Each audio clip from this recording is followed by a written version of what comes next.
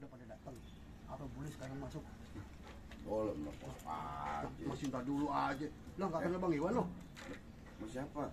Lah, mainnya kurang jauh. Jangan kan duduk sini, duduk lagi aja tahu. Coba itu. Nah, ya Bang, saya tegasin ya. Naik kereta, duduk di gerbong. Dan duduk ke Bekasi. Bang Iwan orangnya mah nggak sombong. Dia lagi ngitung duit, orang dapat dikasih. Dikasih duit bang? Kasih lewat, lanjut. Kasih duit. Oh, tiba ngomongin duit aja udah langsung aja. Pokoknya abang tenang aja. Pak Iwan tuh orangnya baik. Oh nah, iya. Nah, abang sekarang ya. Apalagi tuh?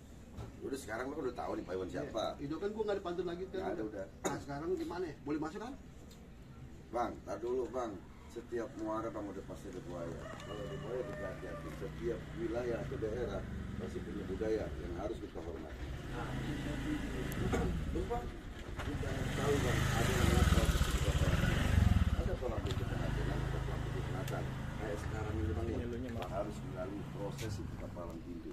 Singkat kata singkat cerita bilang itu bila mudik karena begitu. Kalau abang bisa hubung saya punya palang pintu, pakai dengan saya bisa akan masuk. Oh, yang begitu doang.